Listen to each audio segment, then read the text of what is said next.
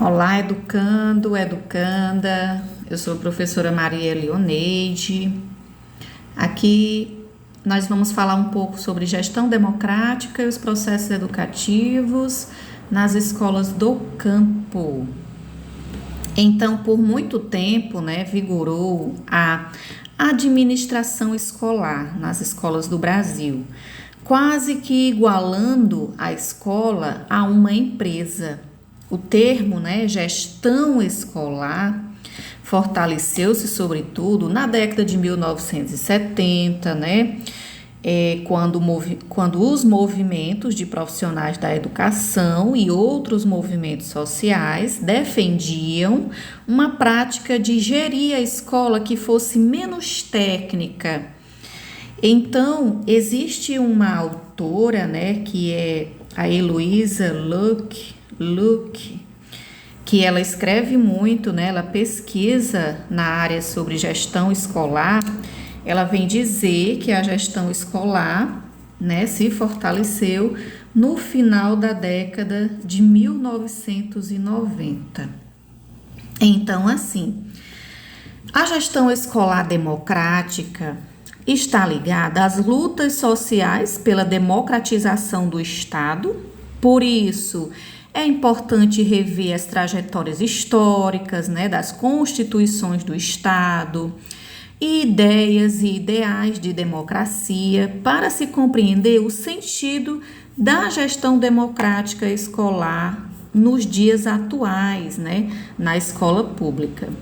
No Brasil, a gestão democrática surgiu, vimos aí que os debates iniciaram na década de 1970 e se ampliaram final da década de 1980 e mais ainda nos anos de 1990.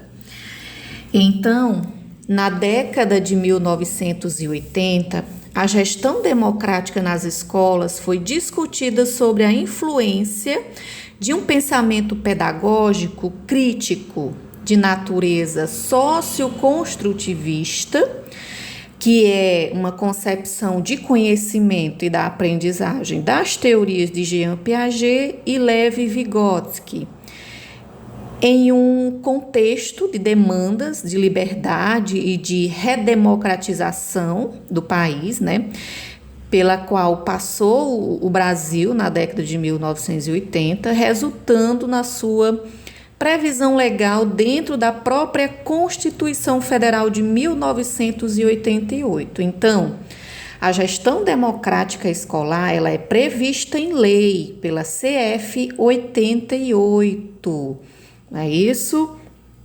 E assim, está ligada, de certa forma, aos marcos normativos, como a CF 88 e também a LDB.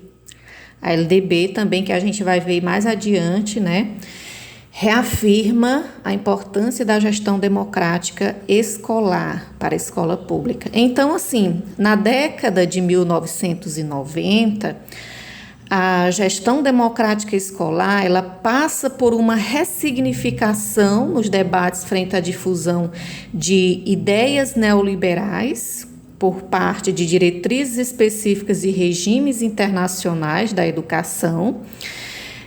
Na década de 90, aconteceu um alinhamento do Brasil a uma agenda internacional provocada, aqui pelos organismos internacionais, Unesco, Unicef, Banco Mundial, Então, assim, na década de 90, a gestão democrática escolar, ela passa por essa ressignificação, frente à difusão das ideias do neoliberalismo na educação.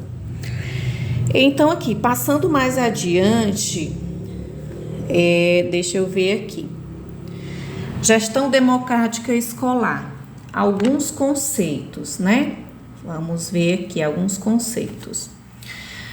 A gestão educacional, segundo essa autora, esse livro aqui, Esse livro é uma sugestão, caso você se interesse em comprar esse livro. A gestão participativa na escola, de Heloísa Luke. Gestão educacional corresponde ao processo de gerir a dinâmica do sistema de ensino como um todo e de coordenação das escolas em específico, afinado com as diretrizes e políticas educacionais públicas para a implementação das políticas educacionais e projetos pedagógicos das escolas, compromissado com os princípios de democracia e com métodos que organizem e criem condições para um ambiente educativo autônomo, soluções próprias no âmbito de suas competências, de participação e compartilhamento, tomada conjunta de decisões e efetivação de resultados, autocontrole, acompanhamento e avaliação com retorno de informação e transparência, demonstração pública de seus processos e resultados.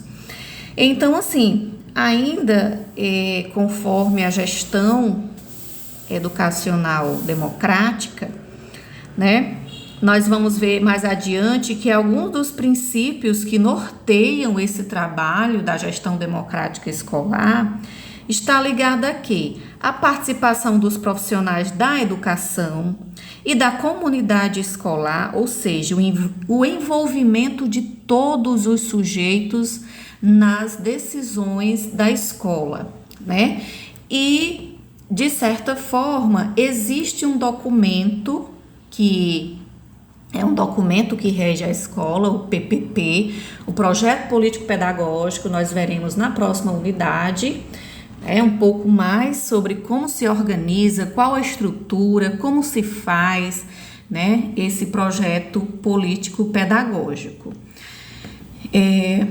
Antes de ver gestão democrática, embasamento legal, podemos ainda refletir que a gestão escolar democrática ela é de crucial importância, né, nos espaços escolares e na escola do campo, nas escolas do campo, porque visa melhorar a educação, possibilitar a organização cada vez mais da escola do campo, falando aqui, enfatizando aqui a escola do campo, a mobilização, a articulação, né, que permita os processos sociais e educacionais voltados ao aprendizado e à comunidade escolar como um todo, de uma forma a democratizar a educação para todos e para todas, de forma a incluir, né, todos e todas. Então, a gestão democrática é uma dimensão política em que os agentes identificam dificuldades, refletem, deliberam sobre as dificuldades da escola. É como se fosse observar a escola, refletir, é preciso conhecer a escola, né? Estar organizando, planejando frente a dificuldades que possam surgir, né, nessa escola. Então, os agentes, eles têm esse papel de refletir, de deliberar, de organizar reuniões, né? De certa forma, tudo com base no diálogo, na dialogicidade, ouvir a comunidade, os alunos, os educandos, os pais, os movimentos sociais da comunidade, né? Então, a gestão escolar, ela compreende o processo democrático de participação de todos. Não é só o diretor, não é só o coordenador que toma as decisões na escola. A ideia de gestão escolar, né, democrática do campo, da escola pública do campo, é buscar a participação de todos, dos educandos, da comunidade, dos pais, na escola, né, nas decisões da escola. Então, a gestão, ela é compreendida como um processo democrático, não é isso? Ela, de certa forma, seria um ideal, né, um ideal que nos dias atuais ainda é um pouco complexa na sua prática, né? A gestão escolar democrática, ela possui uma função essencial no ambiente escolar, ela presume a participação da comunidade no processo de tomada de decisões, que eu já falei aqui. Ela é uma proposta de aproximação entre escola, famílias, comunidades, a fim de estabelecer um espaço escolar aberto, participativo, em que os educandos, educadores, gestores, cidadãos, sujeitos campesinos, falando aqui em escola do campo, né, possam dialogar, falar, chegar, né, a denominadores comuns, né, de certa forma, ao que para melhorar cada vez mais a escola do campo, né, a educação, a proposta de educação do campo. Então, a gestão educacional escolar democrática está relacionada a isso. Então, assim, falar em gestão educacional democrática nos remete a pensar uma pedagogia entendida na dialogicidade, né? E aí nós lembramos o teórico, né? O educador Paulo Freire, não é isso? Que traz a questão do diálogo como importante, como prioridade para se fazer essa participação na escola, né? Porque o projeto de educação do campo é um projeto em que toda a comunidade deve participar. É um projeto de educação crítica, emancipatória, que conduz à cidadania, à democracia.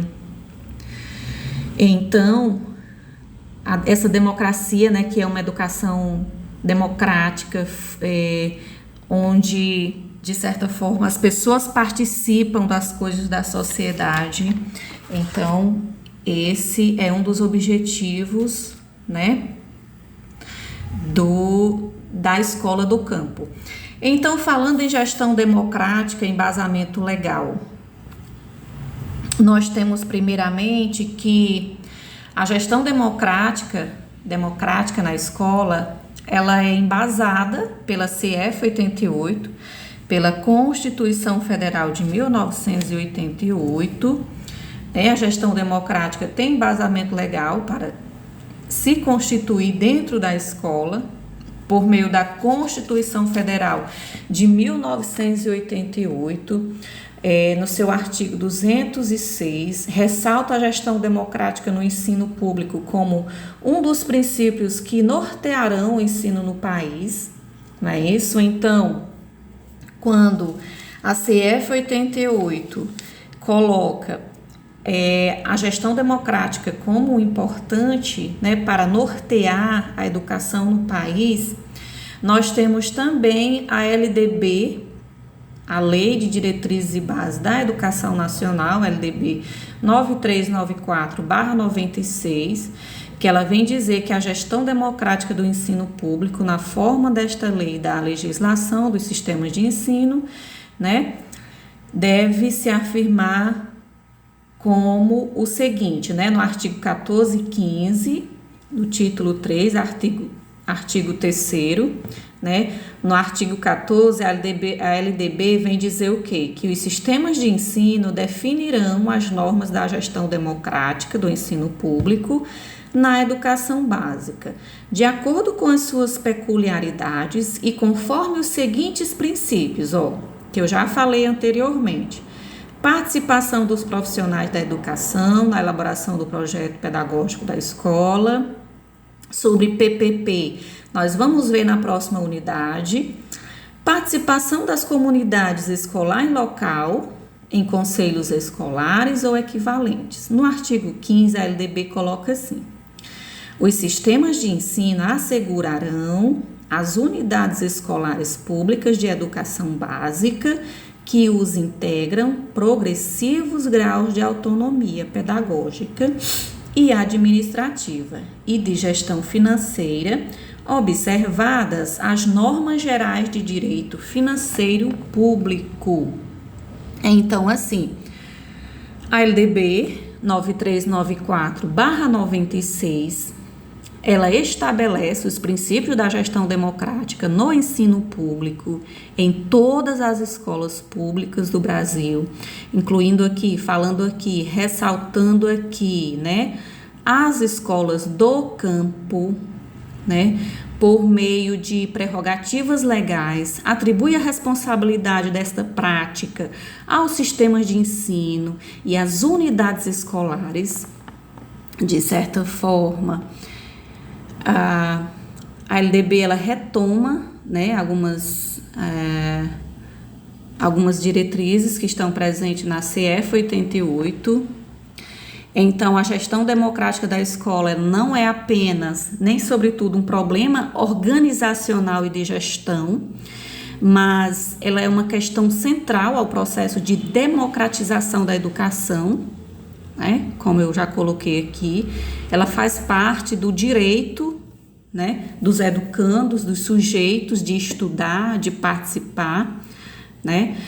Então, passando aqui mais adiante, o PNE também, na sua meta 19, ele vem dizer o seguinte, né? Gestão democrática. Vem dizer que a gestão democrática, ela busca assegurar condições, né? Ela busca assegurar condições para a efetivação da gestão democrática, da educação, associada a critérios técnicos de mérito e desempenho e a consulta pública à comunidade escolar no âmbito das escolas públicas, prevendo recursos e apoio técnico da União, né? Então, a gestão democrática também está prevista no PNE, não é isso? Passando aqui mais adiante. Segundo essa meta 19 do PNE, você, de certa forma, pode acompanhar essa meta no site OPNE, né, que é um site onde nós podemos acompanhar, é tipo um observatório, né, observatório do PNE. Lá você pode acompanhar os objetivos da meta, você pode acompanhar indicadores, as estratégias. Muitas vezes o OPNE não está atualizado, né? Mas tem algumas metas que precisam ser atualizadas, mas muitas, né? Muitas outras lá tem algumas atualizações. Então, assim, segundo a meta 19, que fala, né, que versa sobre a gestão democrática na escola pública, o PNE, ele traz o quê? Ele traz alguns indicadores auxiliares, né, para que essa meta aconteça. Então, ele coloca aqui, para que exista essa gestão democrática, né, tem alguns indicadores que estão ligados à gestão democrática escolar na escola pública, né, ó. Existência de Conselho Municipal de Educação, seria interessante que todo município tivesse. Existência de Secretaria Municipal exclusiva para a educação. Caráter de Conselho Municipal de Educação e forma de nomeação dos diretores das escolas, né, das redes municipais.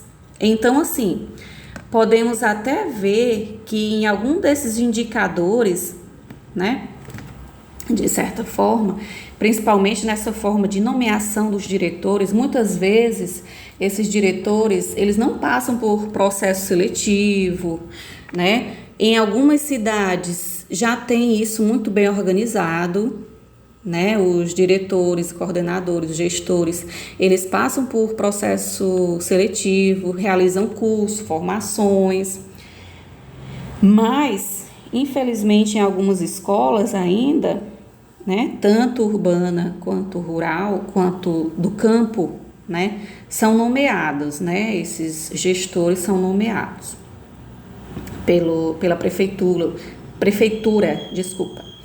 Passando aqui mais adiante, os indicadores de estratégia, né? coloca assim: legislação para a gestão democrática nas escolas.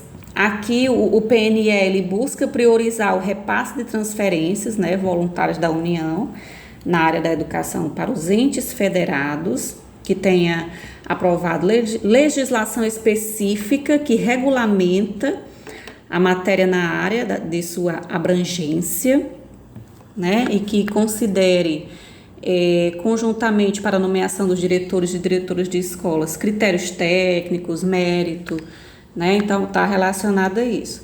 Formação dos conselheiros, né?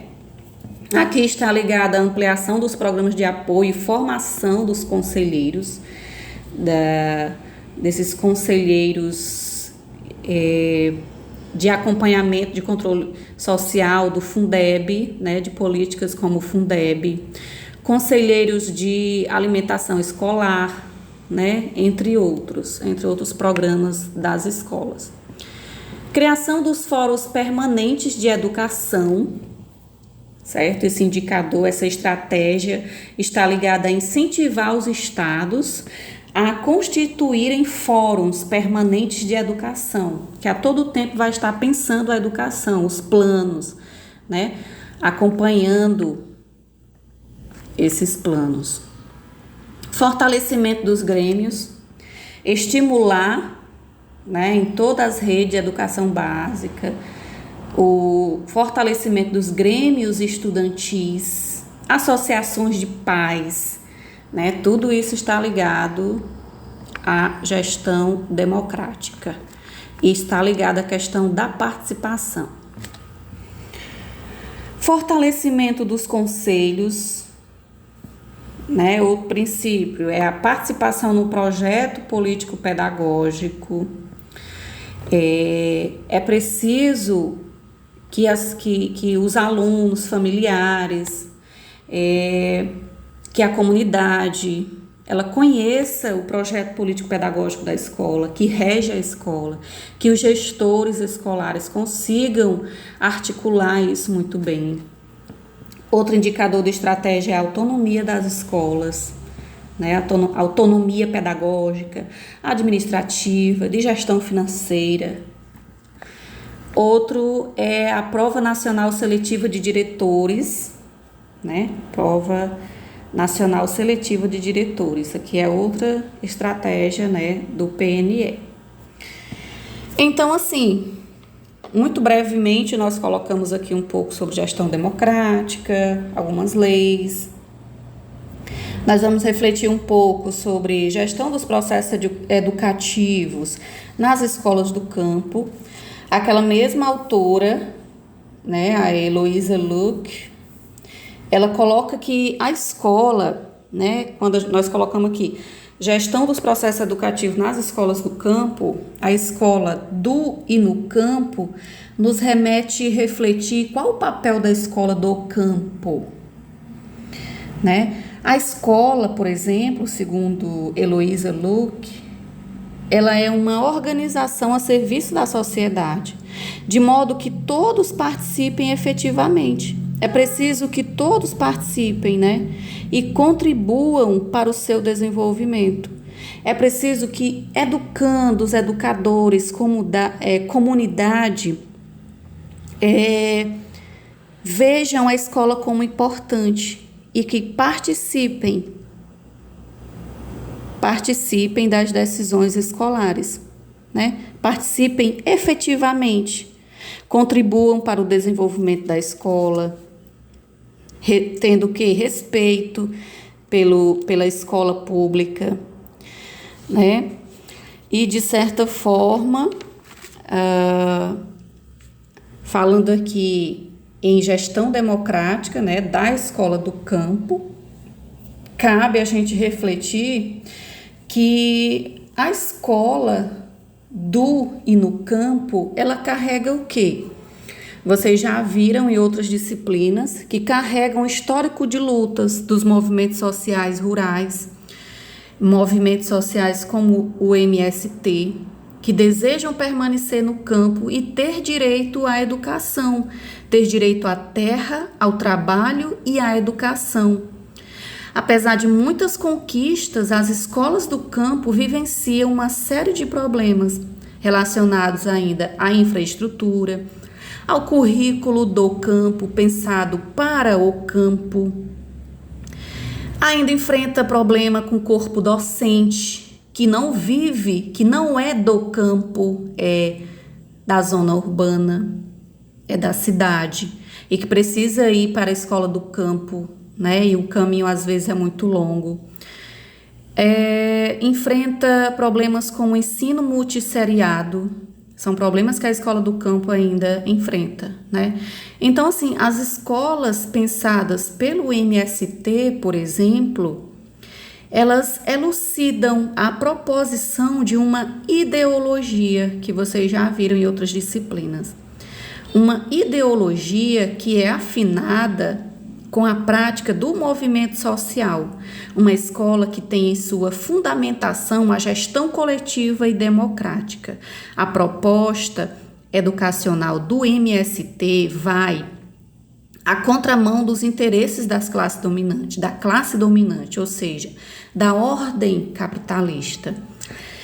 A escola pensada pelo MST, por outros movimentos sociais também, ela coaduna com um tipo de educação socialista e possui como matriz formadora a luta social, o trabalho como princípio educativo ligado à vida do campo, uma educação crítica para a transformação social, educação para transformar, educação dialógica, participativa, crítica, né, em que o sujeito está se formando, né, se formando e sabendo o que está acontecendo em sociedade.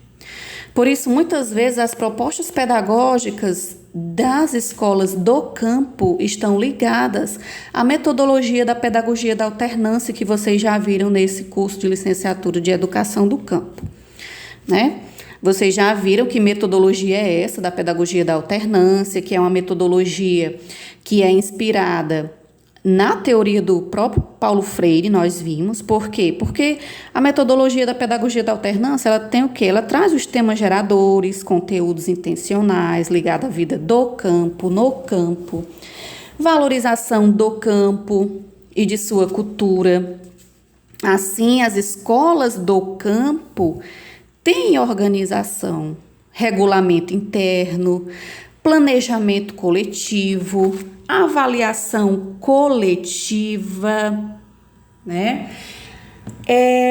A educação do campo, ela precisa ser entendida por todos como um direito constitucional conquistado a partir dos movimentos sociais e que, por várias décadas, foi negligenciada pelo poder público, por várias décadas. As escolas do campo são estruturadas e compostas por educandos, educadores, comunidades campesinas, movimentos sociais diversificados, como, por exemplo, podemos citar aqui o MST, que é um dos movimentos mais organizados, né, que nós conseguimos colocar aqui como exemplo. Então, nas escolas que ficam nos assentamentos, por exemplo, do MST, existem, né, toda uma organicidade. É todo envolvendo o coletivo, ninguém fica parado, cada um tem seu papel, cada um participa, cada um é importante. O trabalho em grupo, o coletivo, né? O coletivo é muito importante, é muito valorizado. Alguns grupos, né, nas escolas são organizados, grupos de atividades, grupos de salas de aulas, assembleias, conselho de escola, plenária, coordenação, direção das escolas. Então é tudo muito pensado, né, numa escola organizada pelo MST. Então, assim, falando ainda em gestão dos processos educativos da escola do campo, o gestor da escola, os gestores, direção e coordenação, diretor e coordenador da escola do campo, tem uma grande responsabilidade com o educando, com sua família, com a sua comunidade como um todo, auxiliando na luta pela garantia de seus direitos, na promoção da melhoria da qualidade de vida dos moradores do campo, superando a falsa ideia de que o campo é lugar de atraso e de acomodação. Então, assim, para a gente entender os processos educativos da educação do campo, nós temos as diretrizes operacionais para a educação básica nas escolas do campo, 2002. Pesquise aí, coloque aí. Diretrizes operacionais para a educação, para a educação básica nas escolas do campo, 2002. Aí você vai baixar o documento no Google e vai ler, se você tiver curiosidade, tá bom? Diretrizes operacionais para a educação básica nas escolas do campo 2002. Porque essas diretrizes, elas destacam a importância do PPP, do projeto político-pedagógico, que vamos ver na próxima unidade, na unidade 2 dessa disciplina. E que no PPP, esteja claro, muito bem claro, a identidade da escola do campo, que o projeto institucional, né, esse projeto interno que está ligado às políticas nacionais maiores, né, esse PPP, ele tem a ver com a escola, traz a identidade da escola, é o documento da escola, mas se fundamenta nos documentos nacionais. Então, é preciso trazer a identidade da escola, é preciso rever esse PPP anualmente. Esse projeto, né, das escolas do campo, ele tem que respeitar a diversidade do campo, a pluralidade, as especificidades dos povos do campo, compreende que a proposta pedagógica respeite a vida do campo, com um calendário escolar específico, porque tem que respeitar os tempos de aprendizagens dos povos do campo, como enfatiza lá aquela metodologia da pedagogia da alternância, o tempo de trabalho, o tempo de estudo. E também tem que pensar em um currículo específico, né, para os sujeitos do campo. Tudo isso tem que estar nesse PPP, nesse projeto político-pedagógico. Enfatiza que é preciso garantir a gestão democrática e que é preciso criar mecanismos de participação da comunidade.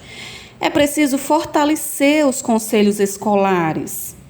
Algumas pesquisas acadêmicas, elas vêm apontando que a gestão escolar da escola do campo, ela é bastante complexa nos dias atuais. Em muitas comunidades, em muitas escolas do campo, a gestão democrática, na prática, ela está bastante distanciada dos princípios da educação do campo. Muitas vezes, a gestão democrática da escola do campo, algumas pesquisas acadêmicas vêm mostrando que ela está o quê? Fragilizada, por não conseguir articulação, que é o quê? Articular, né? Articular, que é tentar relacionar a comunidade escolar campesina, mais movimentos sociais do campo, mais educandos, mais a vida do campo, as famílias que moram ali. Por quê? Porque muitos gestores, coordenadores, ainda são do meio urbano, assim também como educadores. Um diretor, uma coordenadora pedagógica, muitas vezes chega a atender várias escolas, atende por núcleo. Às vezes não conhece a identidade da escola, ou se conhece, mas essa questão de articular está fragilizada, não consegue conversar, né, com a comunidade. Não consegue, de certa forma, fazer essa articulação com os movimentos sociais do campo, da comunidade em que a escola está inserida. Portanto, a gestão nas escolas do campo e todo o seu contexto ainda é uma complexidade. É preciso repensar o processo da gestão nas escolas do campo, que seja articulada com os sujeitos campesinos e movimentos sociais, e com o projeto